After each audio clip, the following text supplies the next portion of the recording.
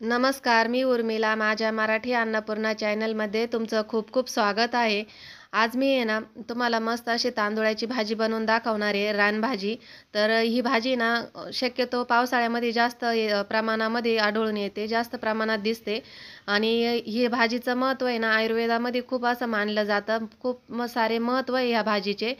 तर ह्या भाजीची रेसिपी ना आज मी तुम्हाला शेअर करते आहे. तर त्यासाठी ना चूल पेटून घेतली आहे आणि 3 चमचे तेल टाकले. तेलामध्ये लसूण तळून घेतला. त्यानंतर हिरव्या मिरच्या कापून टाकले. 4 हिरव्या मिरच्या टाकल्या, त्या तळून घेतल्या.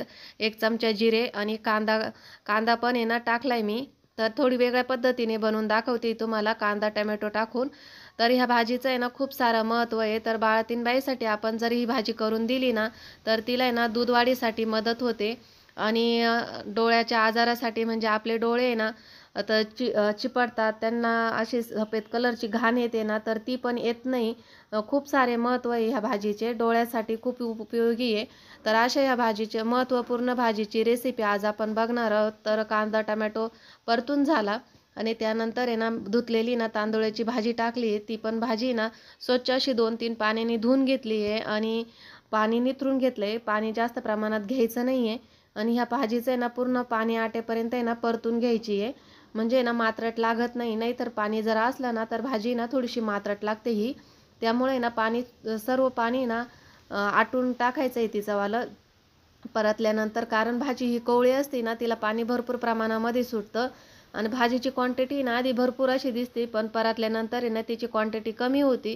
तेव्हाच ह्या भाजीला आहे ना मीठ टाकायचं. तर ह्या बघा भाजीची क्वांटिटी कमी झाल्यानंतर मीठ टाकायचं आणि मीठ टाकल्यानंतर आहे ना पूर्ण पाणी आटेपर्यंत आहे ना भाजी चांगली परतून घ्यायची आहे.